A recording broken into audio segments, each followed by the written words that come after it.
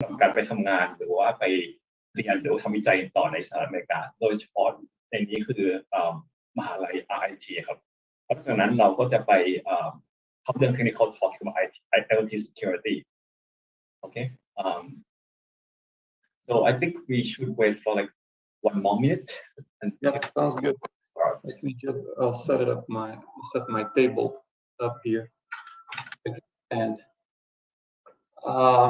yeah, I think it depends on whether there are questions or not, but the non-technical part should be a little bit shorter. Okay, sure. Yeah, so we can leave like some times for questions and answer, I guess. If the audience has any questions.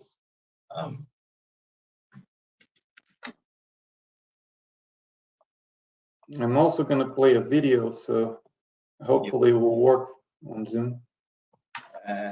Right, it should work. Well, I don't know, when you share, there is a share option with the video, like, oh no, with the audio.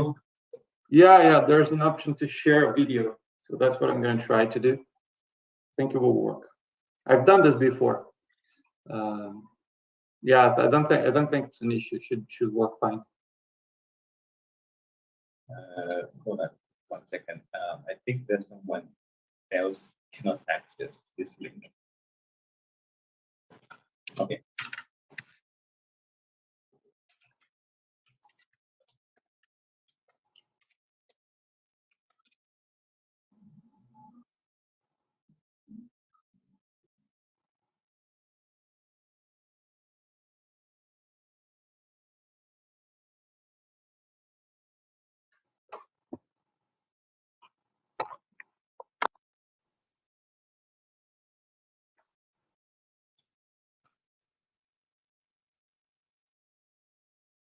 Okay, so I think we should start. So let me introduce the speaker to the audience first, right?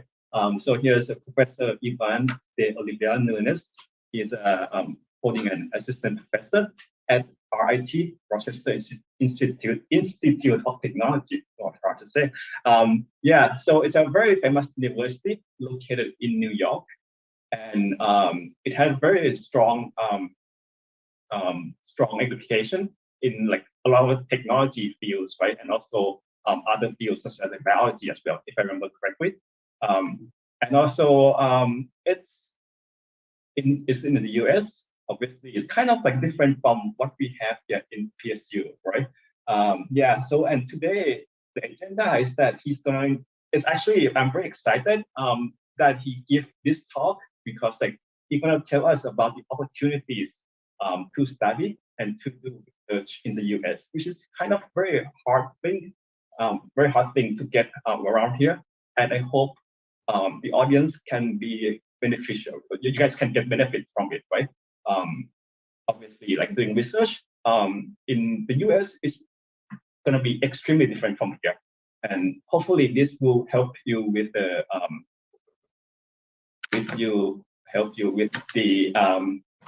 choices that you have to make, right? That you have to decide.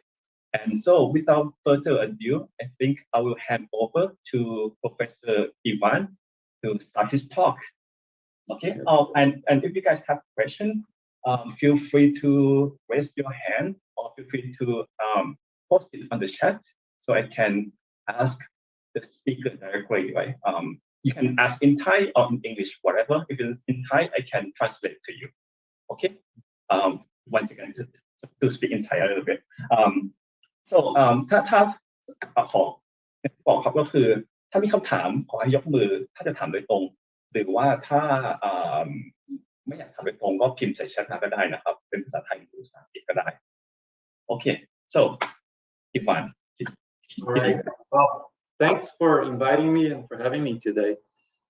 It's a pleasure to tell you a little bit about some of the opportunities that we have at RIT, some of the research that we do, some of the late developments that are happening on campus. Is quite an exciting time for us at RIT, and I hope I'll be able to give you a sense of what's happening here and how you can potentially leverage that, and who knows, maybe leverage that into a career in the US. So again, thanks, Professor Oak, for inviting me. And if there are questions on chat or any kind of questions, please, can you interrupt me, because I can't see the chat. So if you see something, feel free to interrupt me at any time. Please ask any questions that you might have. So Professor Oak asked me to start with a rough overview of RIT, Rochester, and what opportunities we have here. And then the second half, it's going to be a more technical part of the talk. I'm going to be talking about the research that I do, or one of the topics that I work on. But to get started, let's talk about RIT for a little while. So RIT stands for Rochester Institute of Technology. It's actually not an institute of technology anymore. We still use the name because it's been a tradition, right? So everybody knows the name, but it's really a university. And what I mean by this difference is that there's not only technological majors here. So now we have humanities, science majors, and liberal arts, all sorts of things that you would find in a university, not just engineering, computing, and things related to technology. And it's actually right now it's the 10th. It's a private university, right? So it's right now the 10th largest private university in the U.S. It's been founded almost 200 years ago, and back then, yes, there was an institute of technology. It was only engineering, pretty much. But then over the years, it has grown. And actually, right now we have 9 colleges. So College of Sciences, College of Computing, College of Engineering, many other colleges, and several research centers as well. I'm going to be talking specifically about one of them, which is the Global Cybersecurity Institute, is one of our research centers specifically for security. But it has grown, and actually there are now several international RIT campuses. So we have the main campus in Rochester. That's where I am right now. But we also have a campus in Croatia, Dubai, Kosovo, and growing. Right now at RIT, we have about 20,000 students. That's out of those 20,000, about 16,000 are undergraduate students, and about 4,000 are graduate students, so master's students and PhD students. And majority is of national American students, but about 15% are international students. And if you look into the demographics of the graduate student population, that number is much more significant. So a lot of our national students are undergraduates, and a lot of our international students are graduate students, either masters or PhD students. And the numbers I have on the slides are from 1 or 2 years ago. I think they've grown since then, especially in terms of alumni, of people that graduated from RIT. It's definitely more than 100,000 students that graduated from RIT at this point. And RIT is located in Rochester, which is, you can see the map here on the right. So this is northeast of the United States. So New York City is here for reference. Rochester is in the state of New York, close to the border with Canada, and right at Lake Ontario, which is one of the Great Lakes in the US. And it's actually the 3rd largest city in New York State. We have about 1 million people living here. It's a very good city. I've moved here about 9 months now, and been here for 9 months. It's the kind of city that it's big enough that you find everything in it, and not too big. So we don't have issues like heavy traffic like you would find in other places like New York City or Los Angeles, or so those super huge metropolitan areas. It's not a tropical paradise like Phuket, but there are some very good nature here. We have, for example, in the pictures we have here, you might be familiar with this is Niagara Falls. It's about an hour drive from here, and it's actually the border with Canada. And the second picture I have there, the one with the colorful trees in the fall, that's from Letchworth National Park. This is a national park that, you know, if you're into hiking or nature, it's been voted the best national park in the US. It's been elected last year. It's very nice there. Since I've been here, I went there 5 times in less than a year, and I'm looking forward to go again in the spring. So one of the cool things is that we get all 4 seasons here, so you can always enjoy something different, even if you go to the same place. And now, being from Thailand, one thing that you have to get used if you actually here is the winter. We do have a winter that's pretty cold. So I know Professor Oak was in Michigan before, and he can tell you about dealing with the winter. It gets pretty cold. You need a jacket, you know, but if you can survive the winter, it's really nice city and really nice location. It's also close to other major cities like Buffalo. It's 1 hour away from here, and Toronto in Canada is 3 hours away. And then if you want to go to New York City, we're in the same states, about 1 hour flight or five hours drive. Washington, D.C., the capital of the United States, about 5 hours drive or 1 hour flight. So it's pretty, one of the good things is also it's pretty good location. Okay, so this is just an introduction to Rochester. So, oh, and by the way, you can see a picture of the city at the top of the slide. I'm actually right now, I'm in this white building in the picture here. So that's right in the center of Rochester.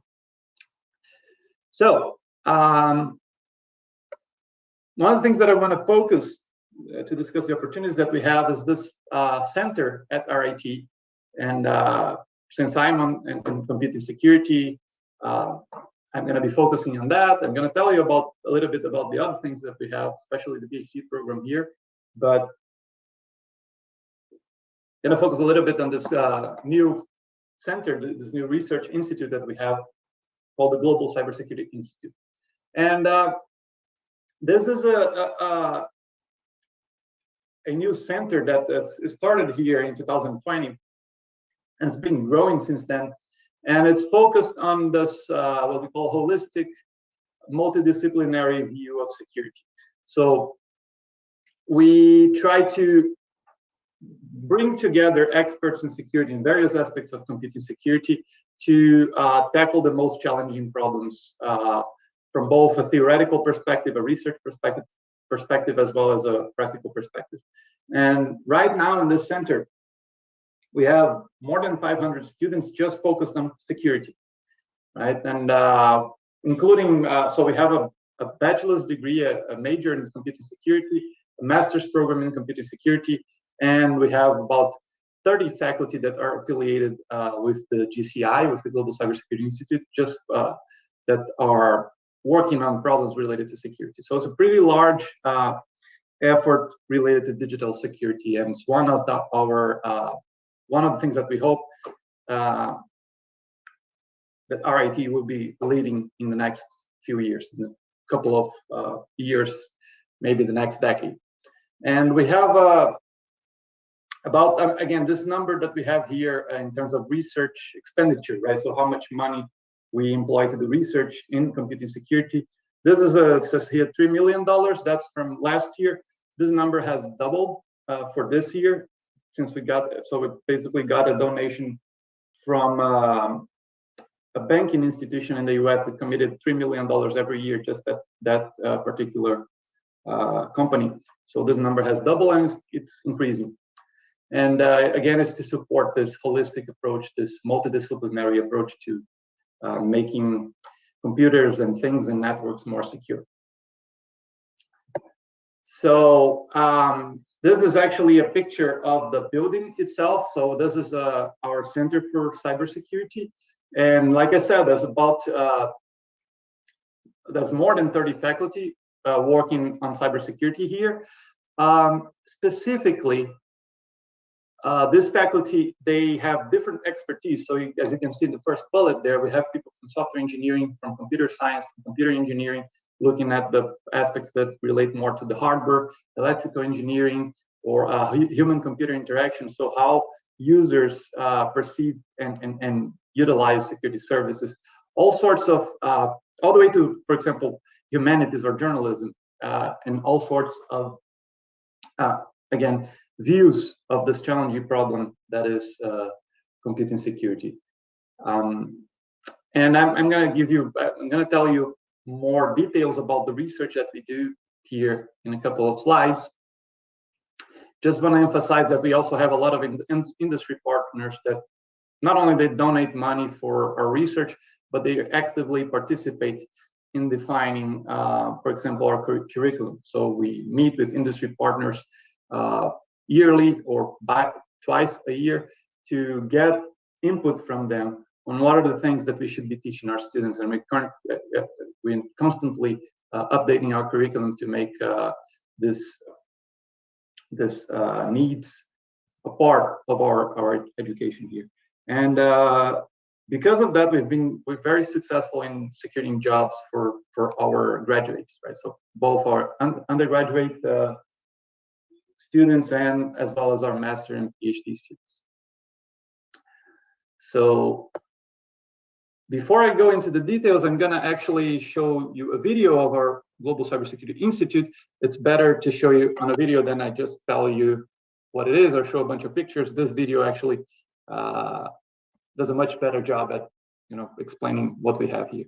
So let me reshare the screen actually to play the video. Let's see if this can get this to work. Stop share. And okay, let's see. Share screen and video.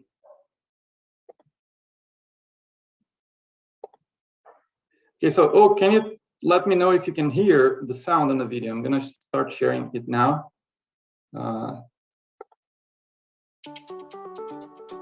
Can you see and hear it? Yep. Okay, perfect. So it's a 5 minutes video. It gives you a rough idea of what we have here.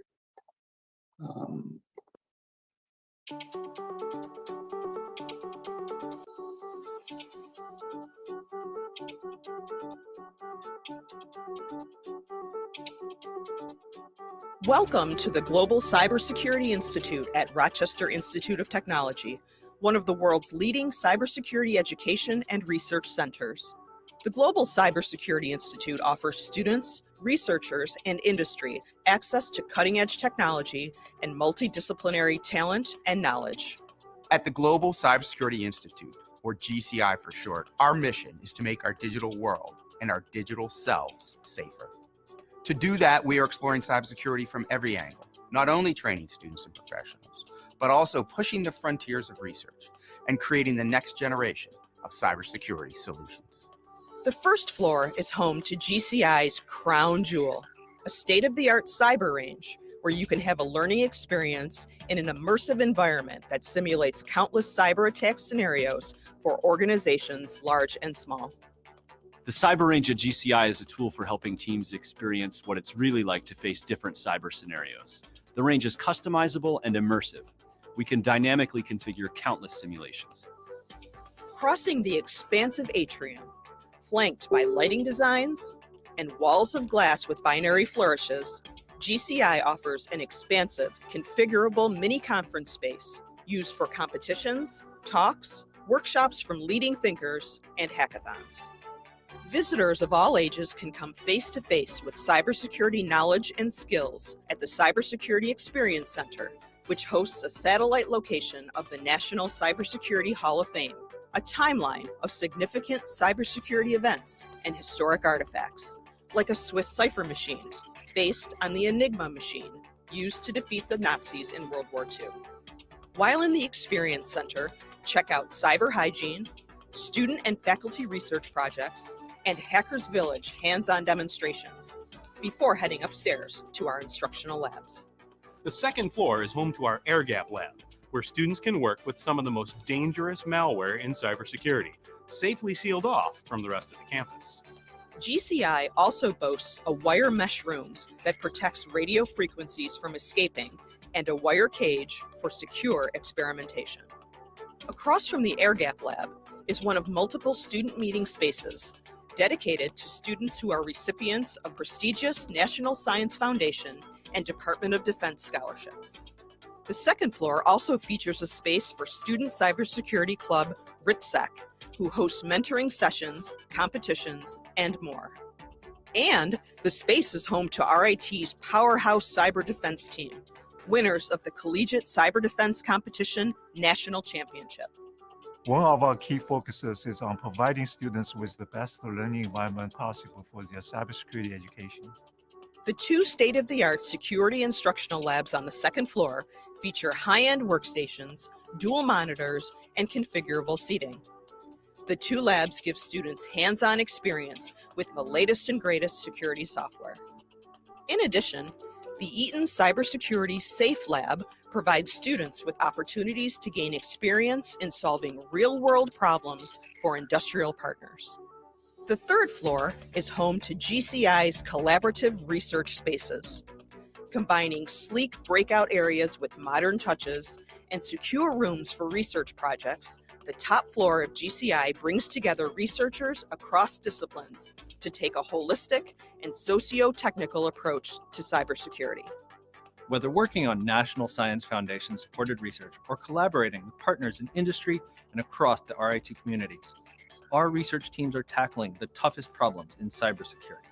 GCI researchers are working on cutting-edge research projects that include vehicle-to-vehicle communications, secure software architecture, deep fakes, and artificial intelligence. And all of this is located at one of the most comprehensive computing colleges in the nation, the Golisano College of Computing and Information Sciences at RIT, home to our departments of Computer Science, Computing Security, and Software Engineering, as well as the School of Information and School of Interactive Games and Media. Golisano College also houses our PhD in Computing and Information Sciences program. At the Golisano College, we pride ourselves on being leaders of education and research in various computing disciplines. Our college was home to the first IT and software engineering undergraduate programs in the nation, and we're excited to continue that legacy of leadership with the GCI. Whether you are a student or faculty member considering jump-starting their cybersecurity career, or a large organization looking to better understand the threats they face and the team dynamics and technologies involved in responding, GCI offers a wealth of knowledge, technology, and opportunity. Come take a tour and learn more about our multidisciplinary community.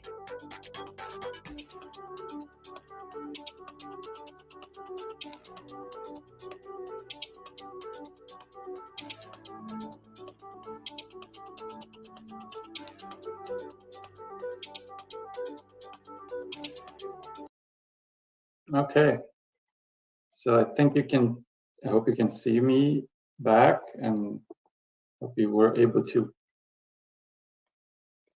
watch the video. Now coming back, let me here. All right. So this is where we stopped. And so as you saw in the video, it's a really exciting time. This building and this infrastructure that has just been launched, and it's not just a building, right? There's a lot of things that we are doing and opportunities that are going on here, and that's what I want to share with you also today. So did the video play okay? You still hear me? Yeah, it was very good. The building is okay.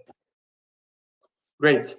So aside from the infrastructure and the things that we've been doing, as a part of the center, and it's called the Global Cybersecurity Institute for a reason, because we really want to make it global.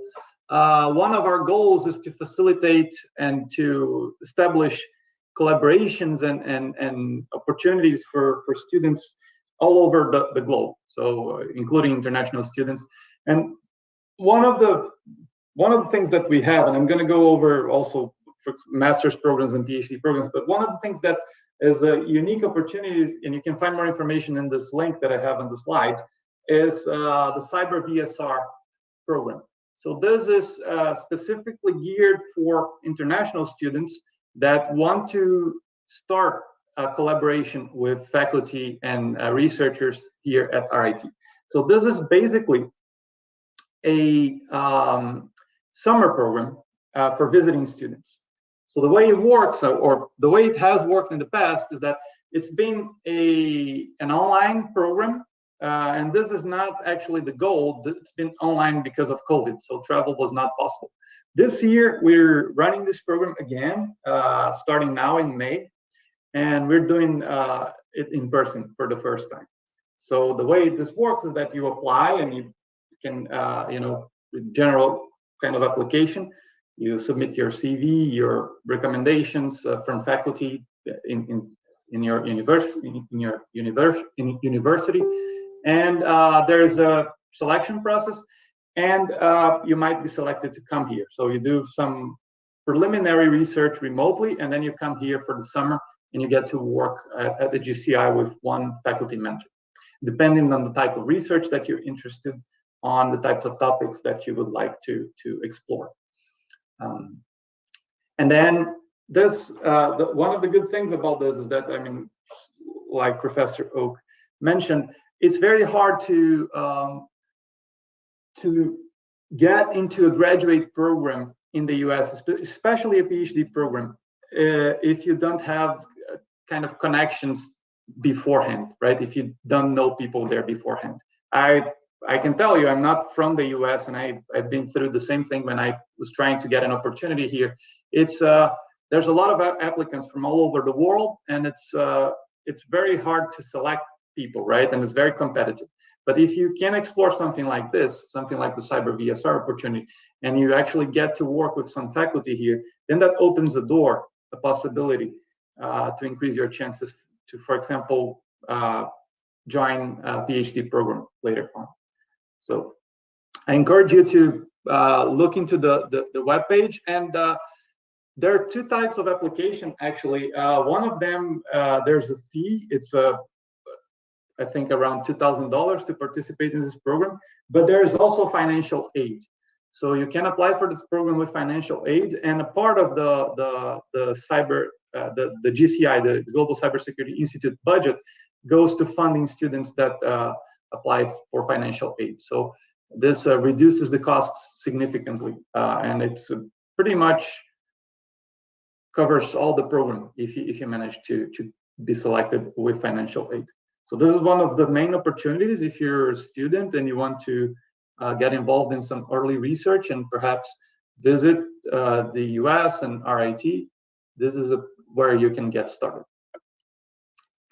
Now, moving on, and by the way, this is a list of countries that have participated in this program. So United Kingdom, Poland, Ireland, Netherlands, Italy, France, Germany, Taiwan, India, South Korea, Brazil, and every year it's more and more countries with students from very diverse backgrounds. So really all over the world, and it's open to everybody.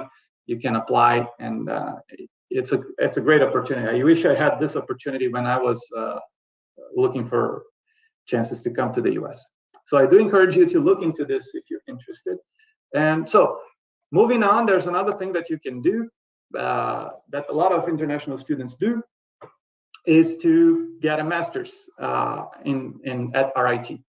Now, a master's program is usually 1.5 to 2 years duration, and it's, you continue your studies, you complete your undergrad, and you continue your studies and do a master's. Our master's program is very reputable, and I mean, you can see from those are numbers that you can get from RIT's Masters in Computing Security webpage. So the two appealing things, first of all, is a placement. So pretty much all of our students are placed in job market after completion of their master's degree. One of the things about the master's degree in the US, what it says in the top right here, this is makes you eligible for an OPT visa, which is you're allowed to stay in the US and work for 2 years after you complete your degree, right? And that's kind of a ticket to a career in the US if you're looking for that. And you can see here, this is like the average yearly salary of our first-year master's graduates. So as they join the job market, this is about $90,000 a year is the salary that they get, which is a pretty good salary considering. The problem with a master's degree is that it is paid. So if you do a master's, you have to pay, and it's a substantial investment, I think, about $50,000 a year. So if you, the good thing about the master's program is that it's easier to be admitted, but you have to pay. So it's an investment that you make to bootstrap a career as a computing security expert in the US. If you can manage to do that, or if you have the resources to do that, it's an investment that pays off. Now, I'm going to talk a little bit about the type of research that we have here, and then I'm going to go into the PhD program information. And that's so the PhD program or the doctoral degrees that we offer, they function completely different, right, from a master's. So in a master's degree, you pay and you stay for 2 years and you basically take classes.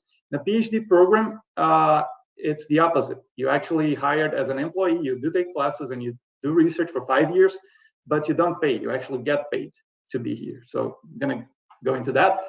But before that, let's talk about our approach to research in the Global Cybersecurity Institute.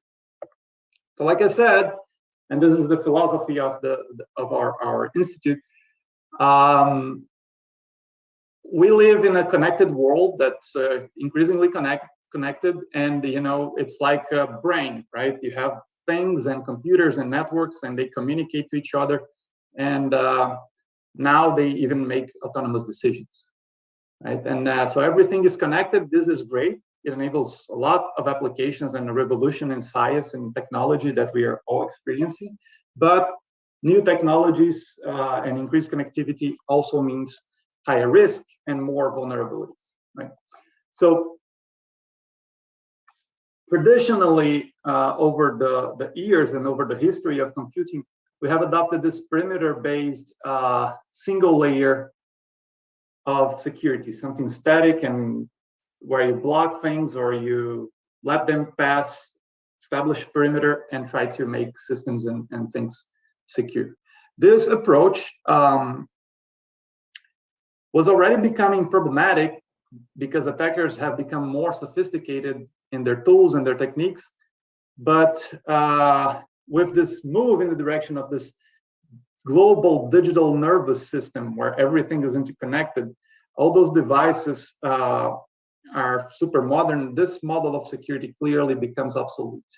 So our approach in the center, right, is to basically we try to bring researchers across different disciplines to take a more a better approach to create this cyber immune system that can secure this networked brain that we have in computing these days. And if you look at if you want to use this metaphor, if you look at the human immune system, you have three types of defenses.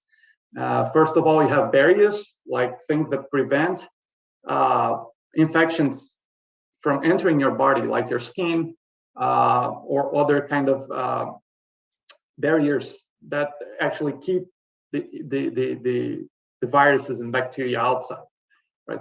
But you don't stop there. So this would be the traditional approach to secure, but you don't stop there, at least in your body.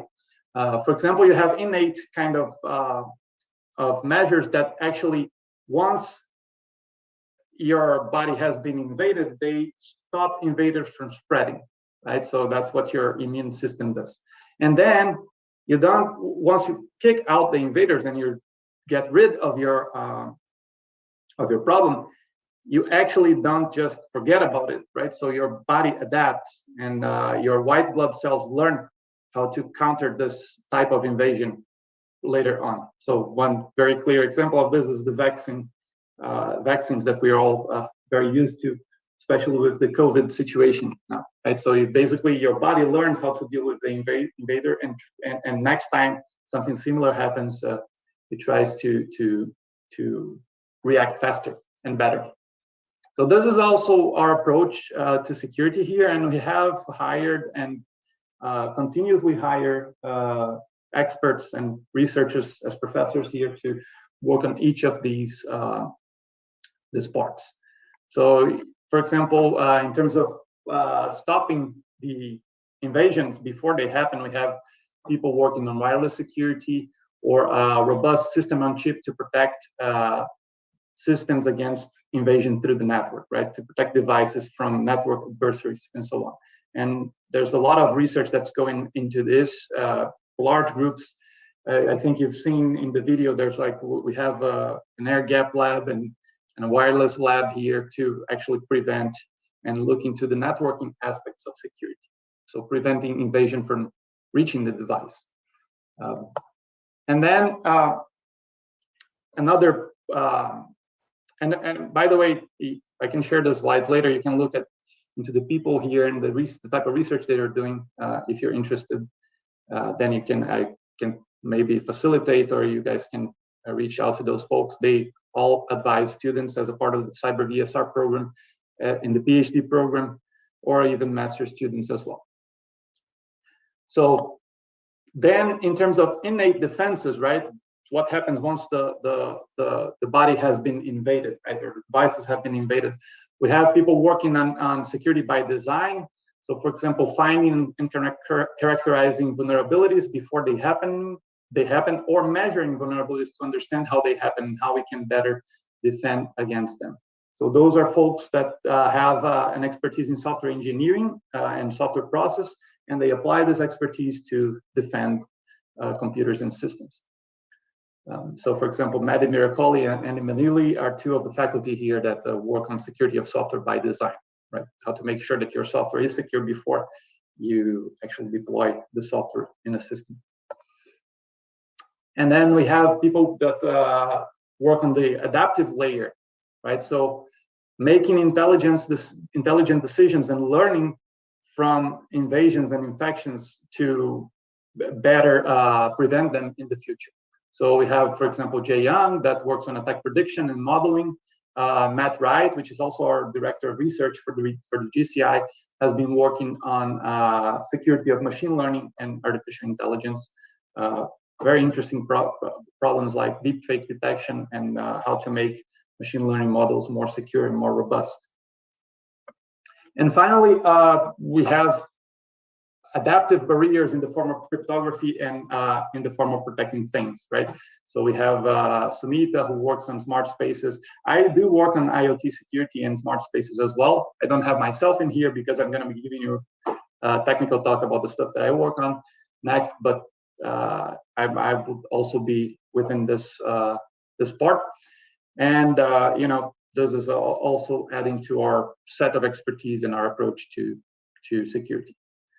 So this is our view as a center, right? To have intelligent and adaptive security both in place and as a whole, right? As a part of the whole system, and providing protection in all types of phases of cybersecurity. Right? And this is just, I mentioned 8 faculty here just as examples. There's a lot of other people, a lot of new people that are joining right now. We have hired 2 people last year. We're hiring 5 more this year, 5 more professors. So there's things like hardware security, embedded system security. Let's say, I'm not going to remember all of it. You know, pretty much, again, 30 faculty just working on security. There's something for everyone, really. If you're into security, you're going to find someone that's working on something that you care about. So the last thing I want to mention is the PhD program. And this is, like I said, Cyber VSR is a great opportunity to make connections, and these connections can lead to an eventual admission into a PhD program. Not only at RIT, right? So if you have an experience at RIT, it makes it easier for you to get admitted at other universities as a PhD student as well. The difference with the PhD program is that, well, first of all, PhD is training to become a researcher, right? So if you want to become a professor or a professional researcher in industry, that's what you do. You do a PhD. And it's about teaching you how to do research, right? When you graduate from PhD, you should be able to do research on your own. We have a PhD program in Computing and Information Sciences at RIT, which includes several areas. So it's not just security. Security is one of our strengths. But if you're not in security, there's something for you there as well, including systems theory, human aspects of computing like HCI, many different programs. And across the board in the School of Computing and Information Sciences, we have about, I believe, 130 faculty. So 30 of those do things related to security. The other faculty do other things, networking, or AI, other types of research. And we have this PhD program here. So as I was saying, in terms of financials, right? So if you're a PhD student, it's different. You're hired by the university as a student. You do take classes and you do your research, but you get paid instead. You don't pay anything, you get paid. It's not a lot of money. Well, depending on the perspective, it is a lot of money, but it's not.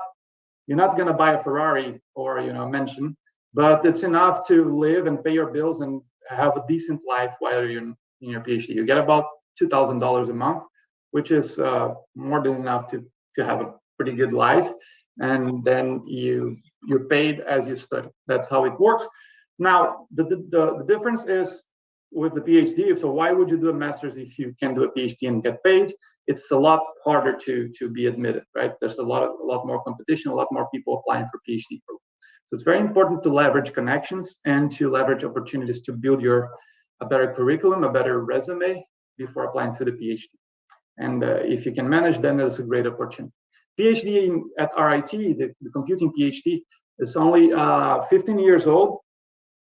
And if you care about rankings, this is CS Rankings, is a ranking of computing PhD programs based on top-tier publications. So the universities that publish the most impactful papers on the field. And in only 15 years, RIT is already ranked as in the top 60.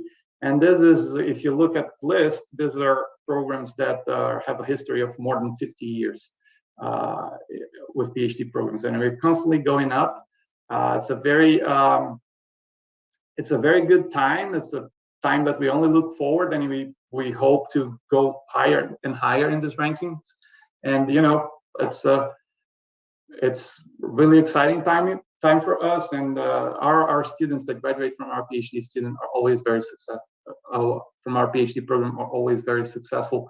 We actually never had a student that graduated and didn't find a job later, either in academia or industry. So we're pretty happy about that, and only looking for brighter prospects in the future. So if you're interested on the PhD, the process is that much like everything else, you apply and then you go through an interview process and so on. And if you manage to be selected, then you get an opportunity to come to the US and study for 5 years, being paid to do that. And that's how it works. There's another way to make your access to the PhD program easier, and that's not exclusively depending on the US. If you have a kind of a national support from your home country. So if you have something from the government of Thailand that supports your PhD program, you can also be admitted to PhD and it's relatively easier to get admitted in that way, because then your costs are covered by your country, not by the faculty that admits you. So that makes it easier. But even if you don't have that, or you don't want to depend on that, it's still possible to be selected for a PhD without support.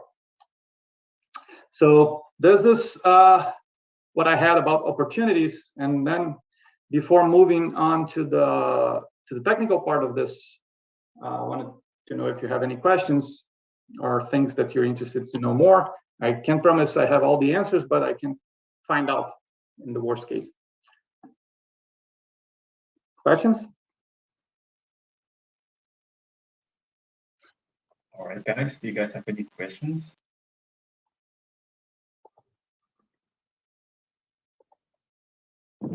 No, I heard.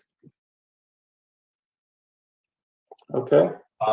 Well, I guess I can ask some questions on that behalf. I guess something I'm probably going to be shy. So for your summer program, right? Is it like on the fixed range of time? Like, is it already going like going to happen like on like from May? From June to I don't know, September, something like that, right? Or can you choose like can students choose the time to go? So yeah, that's a good question. By the way, this it starts in May, right? So this year's program is already. I mean, you can enroll at this point. You would be able to apply for next year's, right, for 2023, if you apply now. But it's always in the summer, so it's always from May to August. But the dates of the physical participation, so the dates you actually travel and come here, are flexible. You don't have to stay for the whole period. You can do a shorter period of 4 weeks or 6 weeks, and then you do the rest of the time remotely. But it's always from May to August. Yeah. And that is the cyber VSR, right? So that's it's a quite unique opportunity to actually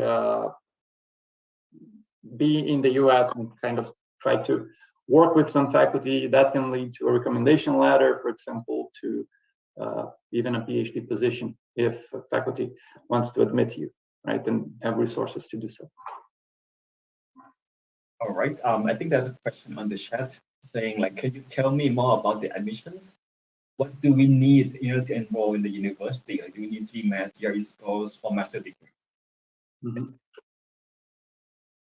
So in particular about master's degree, yes. So I encourage you to actually take a look at the link that I had, or if you don't have the link there, it's just Google RIT Masters Computing Security. Yeah, so there's some standardized tests that you have to take, and those are central requirements. So everywhere you apply, you gotta have to do those, especially for masters. I believe there's a GRE requirement, a TOEFL requirement. So you have to take the TOEFL test, this English exam, and the GRE. Other than that, the selection is based on curriculum, right? So what classes did you take? How were your class grades, your background, and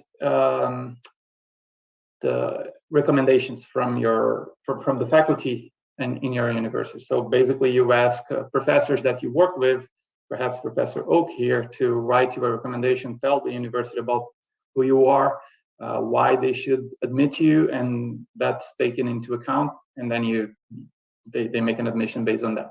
Now, the admission rates for master's students are higher than for PhD students for a simple reason, right? Master's students, it's paying for their education versus a PhD student is being paid to study there.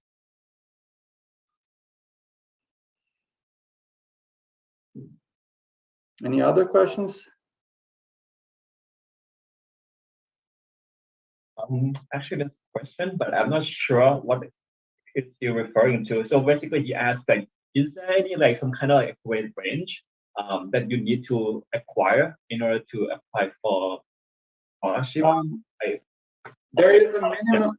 Well, I don't know. So scholarship depends on the program, right? So if you're talking about cyber VSR, about the summer program, there's a limited number of scholarships for financial aid to come to the program without paying. And that it's not like you have to have a certain grade. It's just that if they have X scholarships, they're gonna give it to the X top students that apply, right? And that request financial aid. For PhD program, if you're admitted, you always have financial support, right? And that's why it's harder to be admitted, because actually the faculty, your faculty advisor, the person you're going to be advised by and do research with, this person is responsible for financing your PhD. So they have to find research grants to pay for your studies, and they're basically your employer. And then because of that, right, it's limited. There's a limited amount of money. There's a limited amount of positions, and then it becomes more challenging. But if you're admitted to the PhD program, unless you declare that you have financial aid on your own, you're always admitted with financial aid. So you always have a scholarship for the 5 years you're in the PhD program. For masters, There are no scholarships as soon as you apply. Once you're here, you can apply to work at the university, either work as a teaching assistant or helping instructors with classes and grading and things like that, or actually do work as staff in the university. So basically participate in offices or help the university to function. And there are several positions ranging from all the way from working on dorms and restaurants to actually research as a part of or teaching assistantship as a part of academic programs. So there are many opportunities for scholarships. In regards to grade, there's no standardized, like if you have more than this grade, you're guaranteed a scholarship. There's no such a thing. Also because grading systems are very different from country to country, from university to university. So there is no standardized way to look at all students, right? So it's always on a case-by-case basis.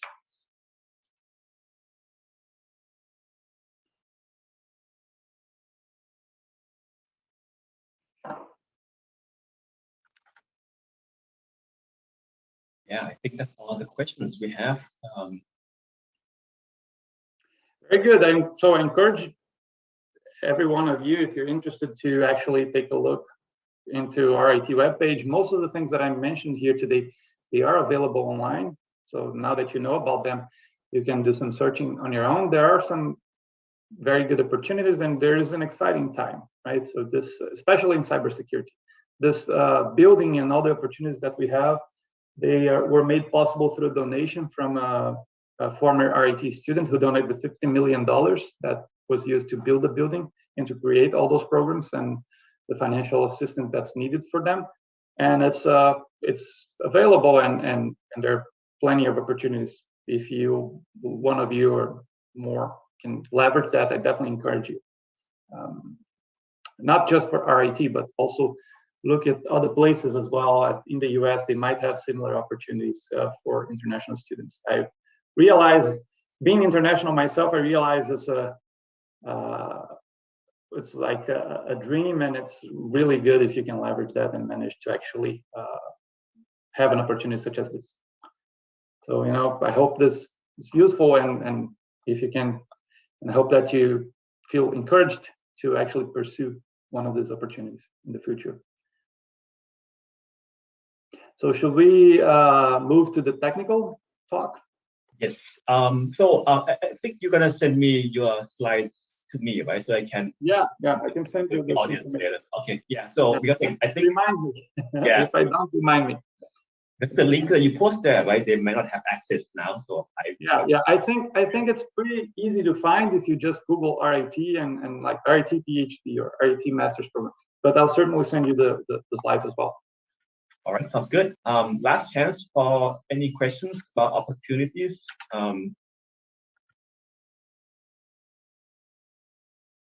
Okay, I guess people are excited about technical talks. See, now's the hard part.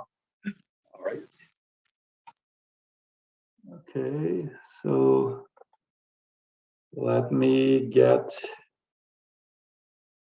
my screen shared here. Okay, can you see my screen? Yep. All right, so like I promised, now I'm going to be talking a little bit about the research I do. I didn't have myself in the slides because I don't like to talk about myself in the third person, but this is about specifically what I do and what I work on, which, by the way, if you have questions about this, you can ask me, but you can also ask Professor Oak, since he is one of the leading experts in the world in this topic, and he has done a lot of work with me. We work together a lot on this stuff. So, feel free to ask your questions, but know that you also have an expert in Phuket that you can ask. So this is a basic introduction to IoT security and the challenges in that, and one of the related approaches to try to make IoT devices and embedded systems more secure. Let me see. Okay, so we're going to be discussing 4 topics. So of course, we're going to get an introduction of what we mean by IoT devices. I realize this is a term that's widely used and sometimes misplaced. So we're going to discuss what we mean by IoT devices in the context of this talk. And then we're going to get into a general discussion of the IoT security challenges and problems that we try to solve when we do research in this topic. We're going to later on focus on one particular problem within the realm of possible IoT security challenges and talk about one approach to address this problem and why you should take this approach versus taking other approaches for this particular problem. And that problem that we're going to focus on is number 3 here, software integrity in IoT devices. So how to make sure that your IoT device is actually running the software that you expect and not something else, some modified malicious software. So to get started, let's define our scope. What do we mean by IoT devices? And the name IoT, right, the Internet of Things, it's a very loosely specified term. So Internet of Things, you can define something as an IoT device if it's a thing and if it's in the internet. So that's everything, right? It's an IoT device by that definition. Even your computer, even your smart TV or your router, all of those are things and they are in the internet. So they are technically IoT devices. Now that's not wrong. I mean, it's clearly the name opens the possibility for that, but this is too broad for definition. And definitions that are too broad are not very useful, right? So we need to further specify what we mean. And in the context of this talk, at least, what we mean by IoT devices are devices that have limitations when you compare them to your everyday computer, your everyday general purpose device, right? So the devices that you see in the bottom of this image, those are not considered IoT devices in our scope. So laptops, desktops, smartphones, those are not what we consider IoT devices. What we mean by IoT device instead is what you see in this picture, this wide range of specialized embedded devices. So those are not general purpose computers that you use to do your work, your to play games or whatever. These are still computers, but they are specialized. They have a specific purpose. They are actually things that you use and interact with for specific reasons, like a headset or a fire sensor or a smart plug.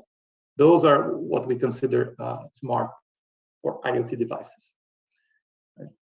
And one characteristic of these devices is that they're usually implemented using something called a microcontroller unit.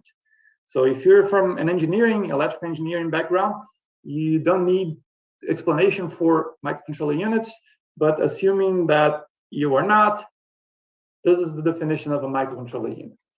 Microcontroller unit, or MCU in short, is a small computer in a single integrated circuit. So one piece of silicon, that's a small computer, but in addition to a processor, it contains a bunch of other things, such as general purpose input-output, those physical wires that come out of the silicon and can be used directly to interact with analog systems, like sensors or actuators. And they are designed for specific embedded applications. This is in contrast with application processors like the processor in your computer, which is designed for general purpose applications and is much more powerful than a microcontroller unit.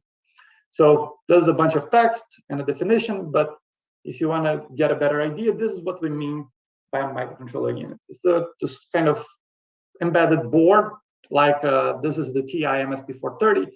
You can think about Arduino as well if you've interacted with Arduino, which is quite popular. It's basically the same thing. Now, disclaimer here is that this board is not the microcontroller unit. What's the microcontroller unit is just this tiny piece of silicon that can be used to control circuits and sensors and actuators, and also establish some kind of communication or networking capabilities.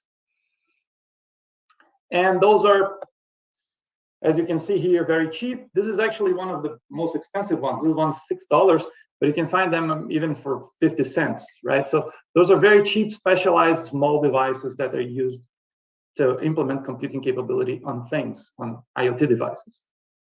So this is the MSP430, you can see here, this is a $6 piece. Like I said, you can find it for 50 cents if you look hard enough.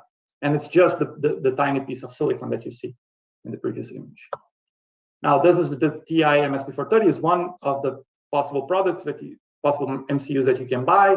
There are others like Atmel AVR 80 Mega.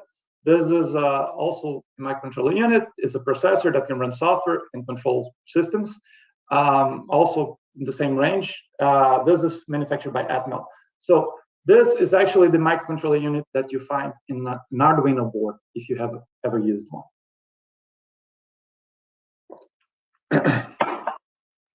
So, and I told you that their IoT devices and IoT devices are controlled by these microcontroller units. Now, the next thing I want to discuss is their security, the security of this microcontroller units, these MCUs, and why we should care. I mean, they're simple, they're cheap, so why bother with their security? Well, if you look at IoT applications in general, and you can think about the smart home, like in the picture below, or even your vehicle, right? What you see is that you have a bunch of devices. Each of them is a single independent computer that's implemented using an MCU, a microcontroller unit, and they are performing tasks such as sensing, actuation, and controlling actual physical quantities or reading physical quantities under the control of a centralized, more sophisticated processor, like an application computer. So in the picture below, you can think of a controller as being the smartphone where you issue commands or you read your data and make decisions based on that. And the smart devices like a smart light bulb or smart temperature sensor, those are the tiny microcontroller units that actually interact with the physical world itself, typically under control of a more sophisticated device. And then if you take this scenario with an example, so let's say you have some controller high-end device and that is making decisions and relying on a low-end microcontroller unit that is a sensor, right? What you see is that a lot of these devices, these microcontroller units, are deployed and have safety-critical responsibilities to the environment being instrumented or to the smart space that you're creating for this IoT devices. So you can think about other examples. I'm using here a fire sensor or a smoke detector, right? That's implemented using a microcontroller unit and is controlled by some external general purpose application computer, like your smartphone. And one of the points I want to make is that as a community in security research, we put a lot of effort in securing the controllers, the devices that actually control the tiny MCUs. And that's a fair thing to do, right? If the controller is compromised, everything is compromised. But still, even if the controller is secure, it still relies on the low-end sensor to make decisions. So for example, in the case of a smoke detector, the controller relies on the sensor to say that everything is okay when everything is indeed okay. But if something bad comes up, like the house is on fire, then it trusts the sensor to report that there is a fire. Problem is, if this sensor is compromised in some way, so let's say its software has been modified by a malicious party, by an attacker, right? And now it's running something else that instead, upon seeing a fire, just reports that everything is okay, right? And then, because the controller relies on this device, it can't detect that the device is lying and that the software has been modified, and instead just believes what it hears from this device, perhaps remotely, and just fails to send help. And then the house is on fire, no help is sent, catastrophe. So that's the problem that we're looking into, the reliance of high-end devices and controllers on values reported by small specialized microcontroller units that run software and can therefore be modified and compromised by attackers. So you can think about other applications such as implantable medical devices, which are also battery powered, so very resource constrained in terms of how much energy they can consume. You can think about environmental sensors such as things that are small sensors that are deployed in a forest to monitor environmental quantities, detect early fires and things like that, or even energy meters in households, for example, that if compromised could lead to erroneous energy measurements, and for example, in a smart city, lead to a power outage or even worse outcomes. So all of those devices are in fact computers, tiny microcontroller units that can be compromised and that we rely upon to make safety critical decisions. So think about a smart insulin pump. That's a tiny MCU that's implantable. It's attached to your body. If that's compromised, it can, for example, inject incorrect amounts of medicine and lead the patient to overdose, for example. So we rely on those devices, and unfortunately, unfortunately for people, but fortunately to me, because then I have research to do, these devices are increasingly being targets of attacks, of malicious compromises. So it's not science fiction. You can search the news. You've probably seen this before. Lots of IoT devices being compromised every day. And then this brings the question, what can we do to make these devices more secure? Right? So those are some news about that, not so new, but you can find your own. It's not hard to find. So, and then when you look into this threat and what's the goal of this attacks, well, like I said, this microcontroller units, this MCUs, they are in the interface between the physical and the digital worlds. And they operate under control of some external controller. That's a high-end device, but they have, if they're compromised, they have the ability to actually do nefarious tasks on their own. For example, if you think about sensors that you have in your house, those devices have access to private physical quantities. So, for example, compromised light sensor could leak data about whether or not you're at home right now by conveying information whether or not the lights are on, and that can be used to break into your house.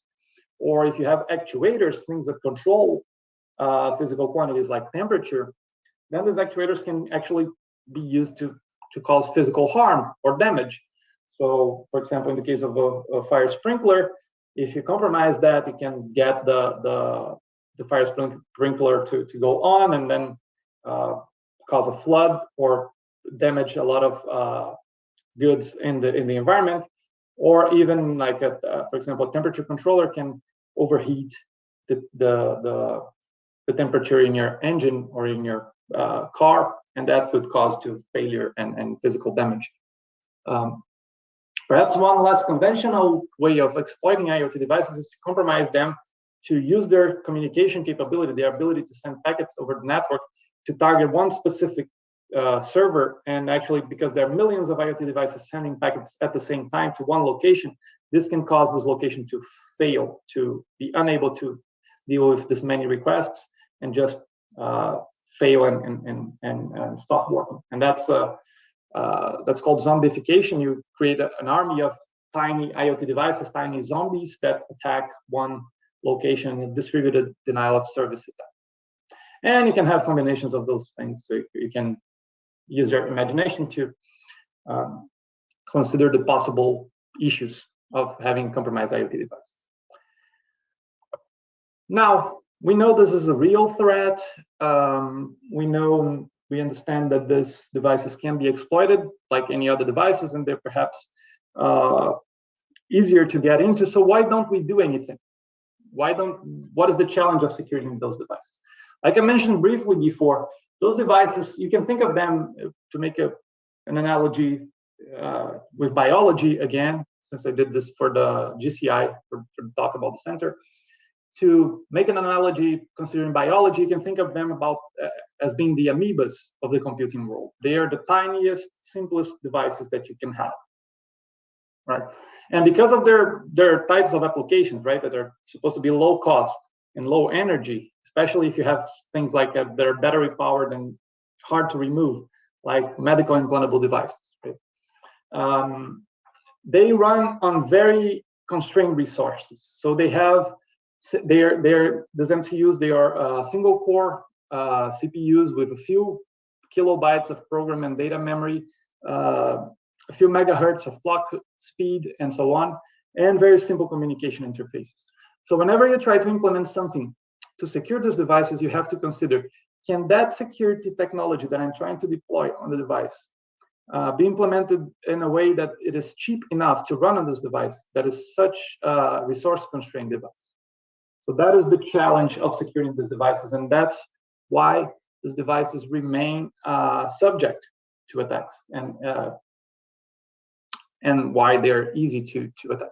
The other reason, or the other thing that makes it hard to secure these devices, is that they're physical devices, so they are in the environment. If someone has physical access to them, they can modify their software and then have them running something different from what they're supposed to run. So if you want to see some examples, this is from a paper that actually measured the cost of running basic cryptography on this type of devices, right? And like I said in the previous slide, they run, they have about 32 to 64 kilobytes of memory. Now, if you look at, this is one of the basic building blocks of implementing cryptography, a point multiplication. You have to do several point multiplications for each cryptographic operation that you want to do to try to secure a device. And to do just one of those here, you can see that it already takes more than a second, oftentimes. And if you look in terms of the amount of code that you need to have on the device to implement this, it's already reaching the total size of memory on the device. And in terms of RAM, also substantial amount of RAM, just to do one of those operations. And this is the cheaper one. This other, the point multiplication. This other operation that you usually require as a part of cryptographic function, it's the bilinear pairing, and this one is the more expensive one. So to do one of this, and you do need multiple of these to implement something useful, takes more than 10 seconds and several kilobytes of RAM and code. So how do you run those things on this IoT devices, right? It's very challenging. You need very efficient implementations, and you cannot always get that to work.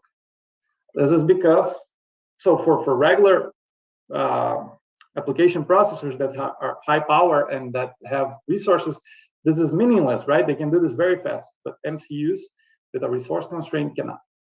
So that's one of the challenges. Now, other IoT security challenges in general include, for example, their manufacturing process that includes default passwords and pins that has been exploited in the Mirai botnet. So the Mirai botnet is something that actually just remotely guessed passwords on devices. And once they guessed correctly, they could infect the device and just use the devices as zombies to launch denial of service attacks on servers. And this is actually an IoT device-based denial of service, and it was the largest scale denial of service attack in history up until this day. This was, if I'm not mistaken, in 2015 or 16, still the largest one, and took down several very important servers worldwide. So now this is an important one that we're going to come back later. We're going to come back to this later. They're also often hard to access and deployed in large numbers. So if you want to fix your computer, if your computer is compromised, you want to fix your computer, your desktop, your laptop, that is one device that you have physical access to. And you just basically, you can reinstall the operating system. You can change whatever is in a bad state back to its original form and start over from there. Now, if you have an industry, right, a factory with thousands of embedded systems doing things all the time, and those devices are infected, now you have to fix thousands of devices, and they're not always easily accessible. So think about a car, a vehicle. A typical regular car these days has about 200 microcontroller units. And it's very hard to actually reach the microcontroller unit inside the device, right? So think about your car. You have some interfaces through the panel of the car, but you're not actually able to reach that one particular tiny computer, that microcontroller unit that monitors the tire pressure or the temperature of your engine. So how do you reach them to fix them if they're compromised? This is an issue. Another issue is that the software that runs on these devices is written in low-level languages because those languages are more efficient and cheaper to implement. They're resource constrained, so you have to implement them in a way that allows you to do things in a cost-effective manner. And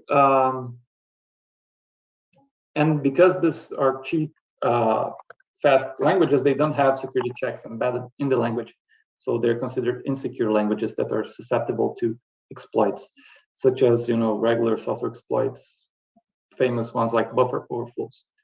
Right? So here we're talking about things like C or assembly used to implement this software. And finally, there's either limited or inexistent hardware support for security. So an application computer like your laptop or desktop is equipped with things like support for inter-process isolation in the form of MMUs or MPUs, but these devices, they don't have the budget to implement that. So for example, an MMU, a memory management unit that is on your application processor, your laptop, your phone's processor, is definitely a lot more expensive than the low-end MCU itself. So what can you do to actually secure the low-end MCU?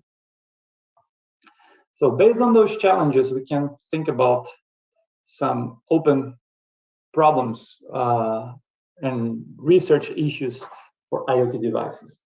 For example, a couple of questions are, how can I, if I can't physically access the device easily, how can I remotely check if my device is currently installed with the proper software? Because someone else, either remotely or physically, might have actually exploited a vulnerability to reprogram the device and change the software entirely. So if you remember the fire sensor example that I gave, software might have been changed to something that always says there is no fire, right? And then you fail to send help. So how can I make sure that my device is actually right now running the software that I expect it to run? And that falls into the category of code integrity. How do I make sure that the code on my remote IoT device has integrity, that it is what I expect it to be, and not some modified malicious version? And then we can rephrase this as in terms of availability, which means, okay, how can I guarantee that my device will always execute some safety critical command? For example, it's supposed to always read the temperature and check if there's a fire and sound an alarm when the temperature is over a threshold. And I want this to always happen periodically, every 10 seconds. How to make sure that this device just simply doesn't ignore commands or just stops doing that, right? Or you can think about, okay, maybe I know that my device is installed with the proper software, so it has code integrity, but how can I figure out if when I receive some data back, if this data was indeed produced by the execution of the expected software on the expected device, right? And not some other function that's producing this result, or maybe some other device, or maybe just some forged or spoofed data is arriving to me.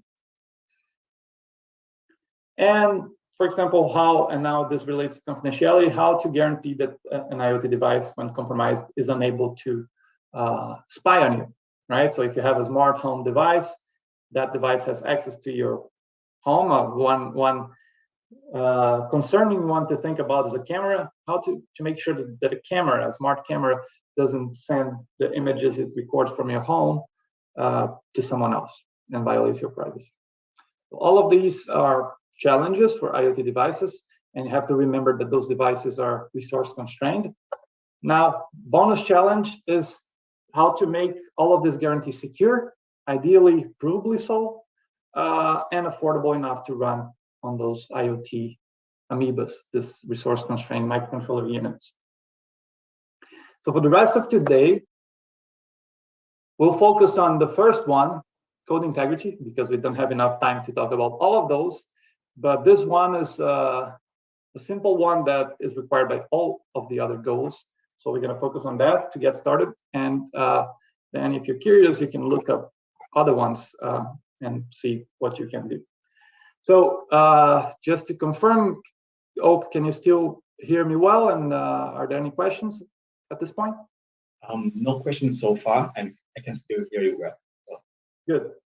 So this is just a general overview of IoT-related security challenges and opportunities, if you will.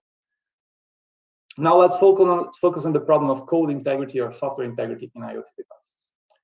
And like I said in the previous slide, this is the most fundamental question. Actually, before going into that, I'm sorry, I'll get some water. I'm running out of water. I'll be back in 1 minute because otherwise I'll lose my voice. Just 30 seconds.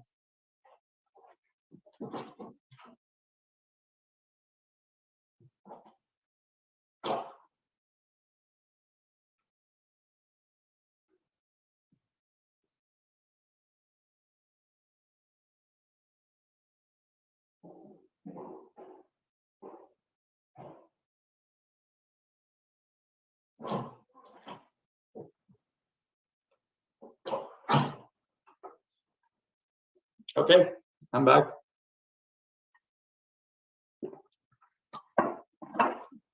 Now, moving on. Software integrity. And like I said, without it, nothing else makes sense. This is the question of whether or not your IoT device is running the correct software, the expected software. Now, if software in computers defines the behavior of those computers, right? So if you're not running the software that you expect, you can't guarantee anything else. If you're wondering, I have this figure here on the left side. This is just a simplified model of what a computer is, what one of those MCUs is. So basically, you have a CPU, something that can read and write data and can process instructions. And then you have this thing next to the CPU. This is a bus controller that, based on a certain CPU signals, retrieves or defines values that are stored in either RAM or flash. So RAM is just data memory. So it's a volatile memory that's used to store variables and intermediary computation results as software executes. And flash is used to store instructions. So this is program memory. It's what you use to store your binary, what defines your behavior, right? And that's it. That's what a computer is. When you boot the device, you start running the instructions that are in flash and you run them sequentially. They define some behavior, and as this software allocates memory, it writes data to RAM, and then that's how execution goes on. The CPU is a piece of hardware that simply interpret comments in the form of instructions, and based on comments, does things, including reading and writing to RAM or to flash. So the question of software integrity is my program memory, the contents of flash, actually installed with the software I expect, with the behavior I want the IoT device to have.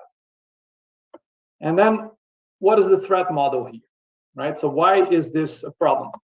Well, the adversary can do several things to violate software integrity. For example, you can access the device physically and reprogram the device's flash without the owner's permission, right? And now you're running some other software that's different from what you wanted. Or let's say if this device has an SD card that it's actually used to store instructions, then you can take the SD card and replace it with an SD card that's running something different from what you expected. Some SD card that contains some preloaded malware or malicious code. And why is this bad? So take the example of the automated insulin pump that I mentioned before, an implantable medical device. We have this in the picture here. It's a microcontroller unit that controls the amount of medicine that gets injected in the person's body. So if you change the code that's in flash to never inject insulin, you can lead to a situation that's pretty bad for the patient. You can get some hypoglycemic crisis, or if you change the flash code to overdose the user, well, that's pretty bad, right? So the point is, what was this threat model trying to say through examples? Anything that's modifiable in the device, in the architecture of the device, it can be modified by the bad guys too, right?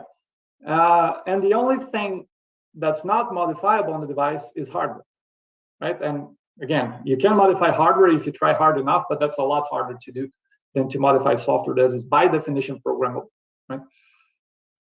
So when we try to secure these devices, because it's easy to access them physically, and it's also possible to change their code remotely if the code contains a vulnerability that allows you to do that, we assume a threat model that is what we call full software compromise.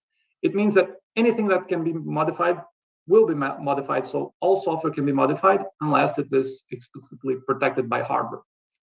And this is one of the strongest threat models you can consider for any device, and especially applicable for IoT, where devices are deployed and you don't have physical control of where they are. Like your laptop, then maybe you carry your laptop with you, you don't let other people access the laptop, but IoT devices are deployed in some environment that's usually public and people can change it. So we have to consider this type of threat.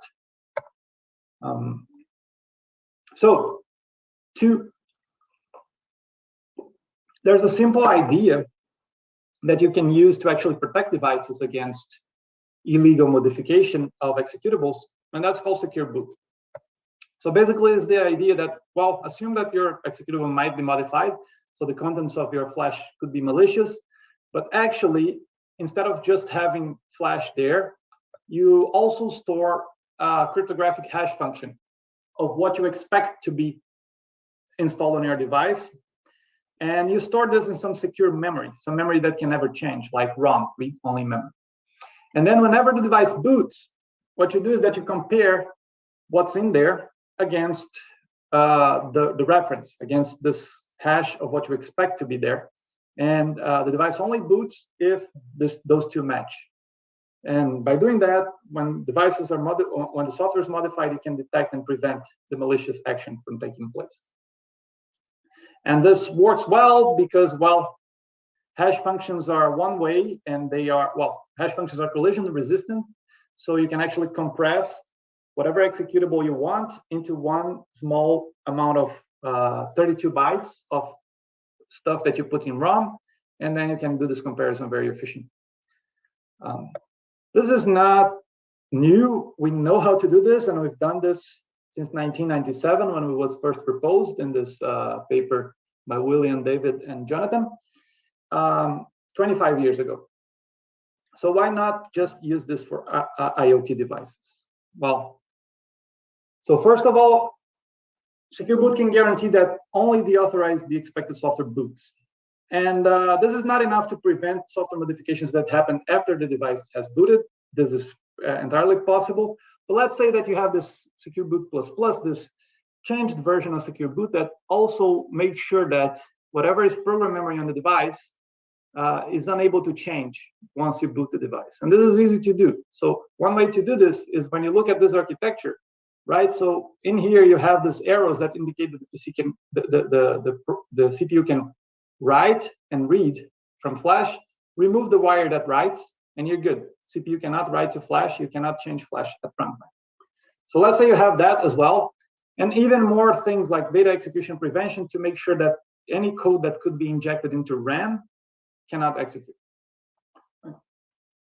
So if you have those things, did we solve the problem of having software integrity on the MCU? Well, you install the software, it can't be changed, and now you're sure that what you want is in there. So what is the issue here? What is the problem with doing this? I mean, we know how to do this for 25 years now. Well, like I told you before, those devices are often remote, and you might want to remotely update their software. And remotely updating the software means the controller, in our example, would send the software that needs to be reinstalled on the device, and the device needs to change its own flash to perform the update. And then you have in the device an update function that overrides the program memory, the flash, with the newly received software. For example, if you have a buggy or vulnerable software on your device and you want to change it, right? So if we do this, if we have secure boot and we have this runtime memory mutability, we basically just killed remote software updates. We make them impossible. as much are we making attacks impossible, changes to memory, malicious changes to memory impossible, we're also making remote software updates impossible. Now the question you might have is, who cares? I mean, you can't do remote software updates, but you can actually just access the device and change the software if you want to. Well, this doesn't work well for IoT, right? It works well for your computer, for your desktop, because you usually access these devices every day. But for IoT, we have to care about those settings, right? So remote settings where you can't actually easily access the device. And this includes, for example, spatial exploration, which is very high-tech stuff, but it also includes simple day-to-day operations like the microcontroller units in your car. You can access them physically. You can access the main panel of the car and the main ECU in the car that controls all the other microcontrollers, but you can actually plug a wire to your MCU to update the software. You need to do it remotely.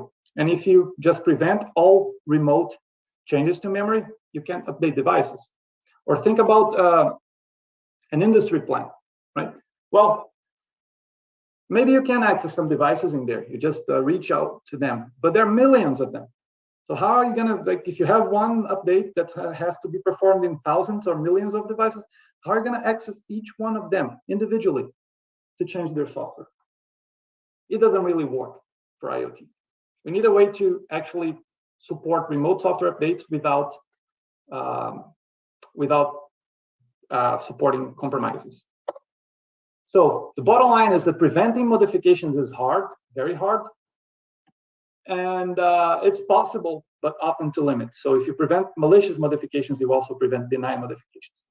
So logically, what you would do instead then is an alternative approach, which is detection-based software integrity. The premise here is that, well, we need to allow software to change, right? We can't just block software updates from happening. So software might change for the bad or for the good, right? It might be an attack, it might be a benign software update. So we allow this to happen, but whenever we use the device, whenever we request a sensed value, whenever we ask the device to perform a comment, in order to be sure that the right software is there, we always check.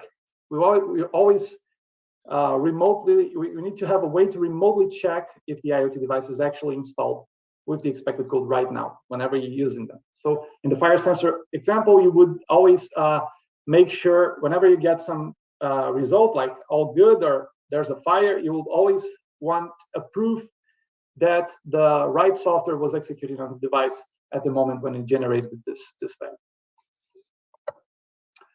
So that brings us to an approach to secure IoT devices that's detection-based, or what we call remote attestation.